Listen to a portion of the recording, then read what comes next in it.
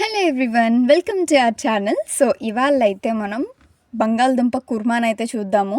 So ఇదైతే చపాతీలోకి కానీ, రైస్లోకి కానీ, ఈవెన్ వెజ్ బగారా రైస్లోకి కూడా తీసుకోవచ్చు. సో ప్రాసెస్లోకి వెళ్ళిపోదామా. ఫస్ట్ అయితే ఒక మందపాటి పాన్ తీసుకోండి. పాన్ తీసుకొని అందులో నేను ఒక 3 స్పూన్స్ వరకు ఆయిల్ని అయితే యాడ్ చేశాను. సో ఇంకొంచెం తగ్గించుకున్నా పర్వాలేదు. సో ఇందులోకైతే 2 చాప్ చేసి పెట్టుకున్న ఆనియన్స్ని, అలాగే 3 పచ్చిమిరపకాయలని యాడ్ చేసుకోండి. నేను ఉల్లిపాయలని ఇక్కడ ఫైన్ చాప్ చేశాను. సో మీ ఇష్టం, ఫైన్ చాప్ చేస్తే కొంచెం గ్రేవీలా కనిపిస్తుంది. సో ఈ ఉల్లిపాయలు బాగా వేగాలి. అండ్ అలాగే కరివేపాకును స్కిప్ చేయకండి, కరివేపాకు ఫ్లేవర్ అనేది బాగుంటుంది. అండ్ అలాగే ఇందులోకే నేనైతే ఒక 3 మీడియం సైజ్ టొమాటోలను అయితే ఫైన్గా చాప్ చేసి యాడ్ చేస్తున్నాను. సో మీరు చూడండి, మీరు చూసుకొని యాడ్ చేసుకోండి. మీరు గ్రేవీకి ఎక్కువగా కావాలనుకుంటే ఇంకొక టమాటాను కూడా యాడ్ చేసుకోవచ్చు. సో ఇప్పుడైతే టమాటాలు మగ్గడానికి కొంచెం సాల్ట్ని కూడా యాడ్ చేసి డైరెక్ట్గా మూత పెట్టేస్తున్నాను అనమాట.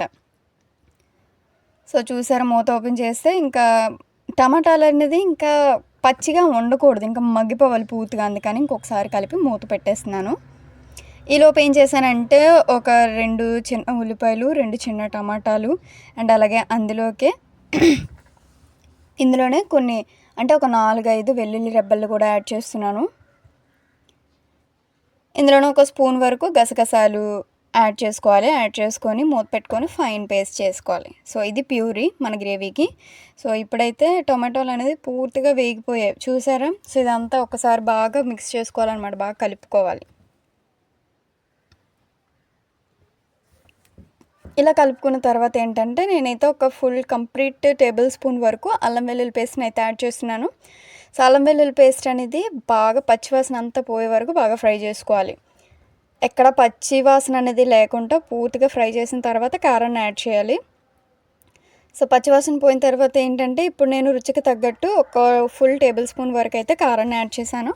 సో మీ కారానికి తగ్గట్టు మీరు మీ కారం యొక్క స్పైస్ని తగ్గట్టు మీరు కారం కూడా యాడ్ చేసుకోవచ్చు.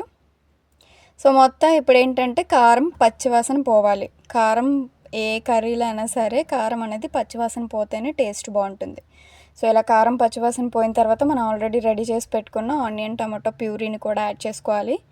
యాడ్ చేసుకొని ఇదంతా కూడా ఒకసారి బాగా మిక్స్ చేసుకోవాలి.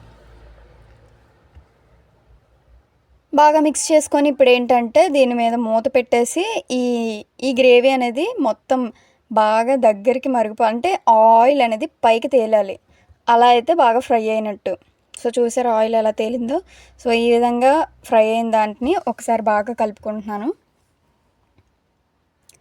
బాగా కలుపుకొని ఆల్రెడీ నేను ఇక్కడైతే 1/2 కేజీ బంగాళదుంపల వరకు నేను బాయిల్ చేసి తొక్క తీసుకొని రెడీగా పెట్టుకొని ముక్కలు కట్ చేసుకొని ఉంచుకున్నాను.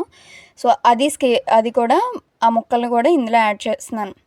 ఇందులో యాడ్ చేసి ఒకసారి బాగా మసాలా అంతా పట్టే వరకు బాగా కలుపుకోవాలి.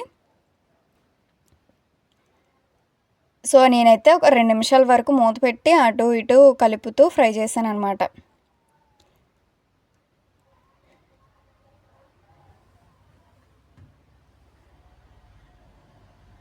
సో ఈ విధంగా ఫ్రై అయిన తర్వాత ఇంకా లాస్ట్కి ఏముంది, మనం ఇందులోని వాటర్ని యాడ్ చేస్తాం అనమాట, గ్రేవీకి సరిపడా వాటర్ని. సో గ్రేవీకి సరిపడా వాటర్ అంటే నేను ఇక్కడ 200 ml to 250 ml వరకు వాటర్ని అయితే యాడ్ చేశాను.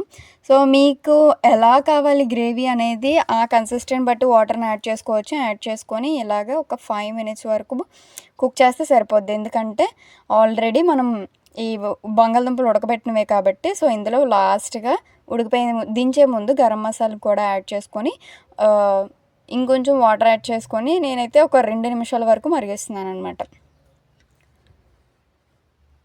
సో 2 నిమిషాలు మూత పెట్టి మరిగించుకోవాలి.